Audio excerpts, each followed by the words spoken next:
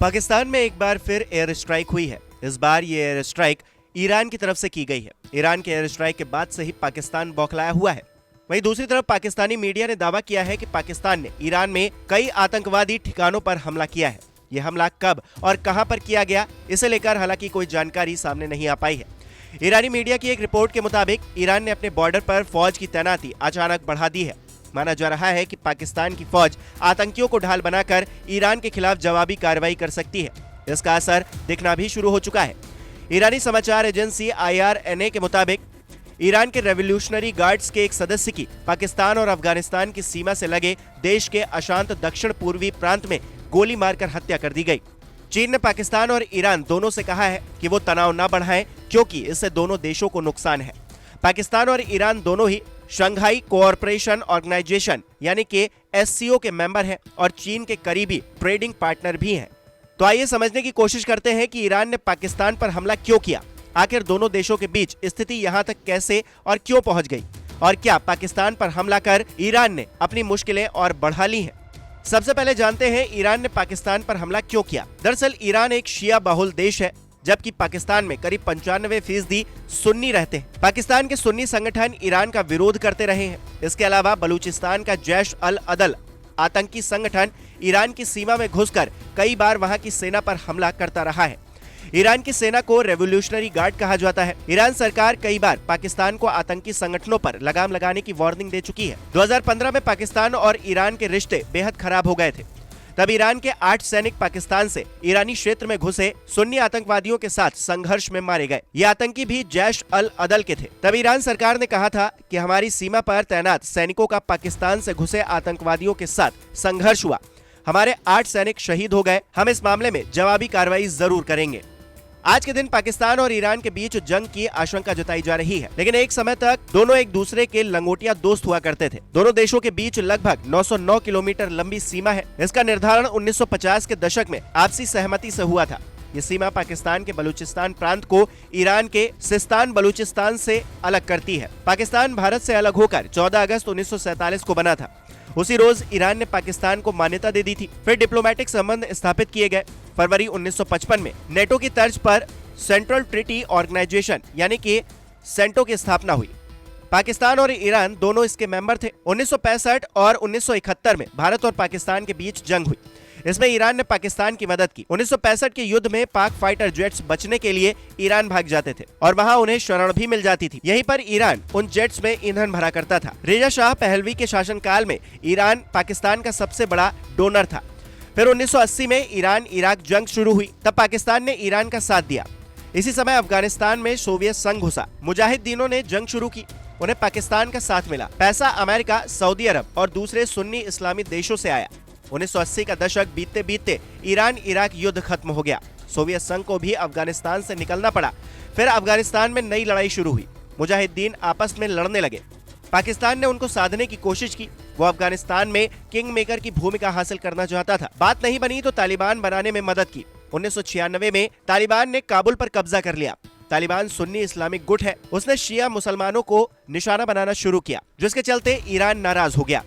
उसने अहमद शाह मसूद के northern alliance को सपोर्ट किया। मसूद को भारत का भी साथ मिला। फिर 1998 में मजार शरीफ में 11 ईरानी नागरिकों की हत्या हो गई। ईरान ने आरोप तालिबान पर लगाया। चूंकि तालिबान के पीछे पाकिस्तान था, इसलिए तनाव का असर ईरान के साथ रिश्तों पर भी पड़ा। फिर 11 सितंबर 2001 की तारीख है। अमेरिका पर आतंकी हमला हुआ। अमेरिका ने अफगानिस्तान में वॉर ऑन टेरर शुरू किया। तालिबान को सत्ता से हटा दिया। इसमें पाकिस्तान भी शामिल हुआ।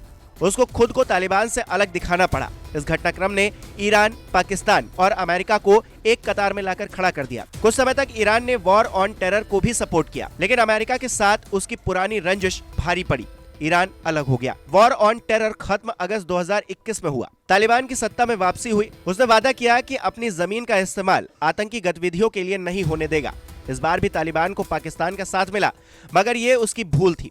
मसलन तालिबान ने तहरीके तालिबान पाकिस्तान यानी कि TTP के लीडर्स को शरण दी। TTP को पाकिस्तान आतंकी संगठन मानता है। इस गुट ने पाकिस्तान में कई बड़े हमले किए हैं। इसको लेकर पाकिस्तान नाराजगी जता चुका है। अफगानिस्तान में हमले की धमकी भी दे चुका है, लेकिन अफगान तालिबान ने उल्टा पाकिस्तान को ही लताड़ दिया। तालिबान की वापसी का असर ईरान पर भी पड़ा है। अफगानिस्तान के साथ उसकी 972 किलोमीटर लंबी सीमा है। ईरान के चरमपंथी संगठनों को अफगानिस्तान में सुरक्षित पनाह मिल रही है। वो अफगानिस्तान की जमीन का इस्तेमाल लॉन्चिंग पैड की तरह करते हैं। इसको लेकर कई बार झड़प भी हो चुकी है। इसमें कई ईरानी सैनिकों और तालिबानी लड़ाकों की मौत भी हुई है। ईरान जो इल्जाम अफगान तालिबान पर लगाता है, उसी आधार पर पाकिस्तान को भी लताड़ता है। आतंकियों को शरण देने का आरोप लगाता है। हालांकि यहाँ पर मामला दो तरफा है। पाकिस्तान भी ईरान पर चरमपंथियों को उकसाने का इल्जाम लगाता है। पाकिस्तान और ईरान दोनों देशों में बड़ी संख्या में बलोच आबादी रहती है। पाकिस्तान में बलूचिस्तान प्रांत है, जबकि ईरान में सिस्तान बलूचिस्तान। पाकिस्तान वाले हिस्से में Balochistan Liberation Front, Balochistan Liberation Army, Baloch Nationalist Army और बलोच रिपब्लिकन आर्मी जैसे गुट एक्टिव है। पाकिस्तान का आरोप है कि इन्हें ईरान से पैसा और सपोर्ट मिलता है।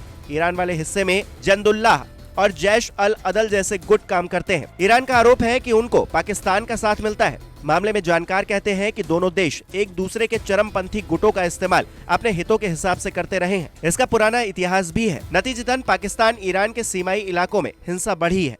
अब सवाल यह है कि क्या ईरान और पाकिस्तान भिड़ जाएंगे?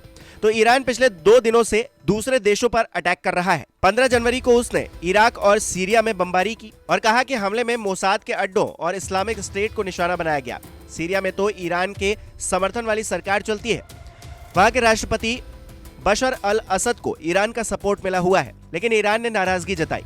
उसने ईरान से अपना राजदूत वापस बुला लिया। सीरिया और इराक में ईरान की बमबारी को अमेरिका और इजराइल के लिए चेतावनी के तौर पर देखा जा रहा है। दरअसल अमेरिका और इजराइल पिछले कुछ समय से ईरान समर्थित गुटों पर हमला कर रहे थे। तब ईरान ने बदला लेने की धमकी दी थी। हालांकि पाकिस्तान की सीमा में घुसकर बमबारी की असली वजह पता नहीं चल पाई है। ईरान बरसों से जैश अल अदल जैसे संगठनों से परेशान है। वो पाकिस्तान पर इन गुटों को पालने पोसने के आरोप पहले से ही लगाता रहा है, लेकिन कभी सीमा में घुसकर हमला नहीं किया था। ऐसे हालातों में पाकिस्तान क्या कर सकता है? जानकारों के मुताबिक उसके पास 5 बड़े रास्ते हैं। पहला, ईरान के साथ डिप्लोमेटिक संबंध तोड़ सकता है। दूसरा, डिप्लोमेटिक चैनल्स के जरिए विवाद सुधार सकता है। तीसरा, ईरान के तर्क से ही ईरान पर हमला कर सकता है। हालांकि ये जंग का खुला ऐलान होगा। पाकिस्तान अफगानिस्तान और भारत के बॉर्डर पर पहले से ही जूझ रहा है। वो तीसरा फ्रंट खोलने की स्थिति में नहीं है। चौथा रास्ता खुली जंग से होकर गुजरता है, मगर उसकी आर्थिक स्थिति जंग की इजाजत नहीं देती। पांचवा रास्ता है ईरान के प्रतिद्वंदियों मसलन अमेरिका और इजराइल से दोस्ती बढ़ाए और उनके जरिए ईरान पर दबाव डाले। मगर वेस्ट के साथ जाने में दिक्कत यह है कि चीन की नाराजगी उसे झेलनी पड़ सकती है। यानी कि कुल मिलाकर पाकिस्तान फिलहाल बड़ी दुविधा में फंसा हुआ नजर आ रहा है।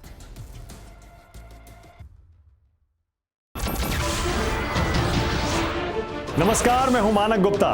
अगर आपको हमारा ये वीडियो पसंद आया हो तो इसे लाइक और शेयर जरूर करें और हाँ, हमें सब्सक्राइब और फॉलो करना ना भूलें ताकि आप देश और दुनिया की कोई खबर मिस ना करें।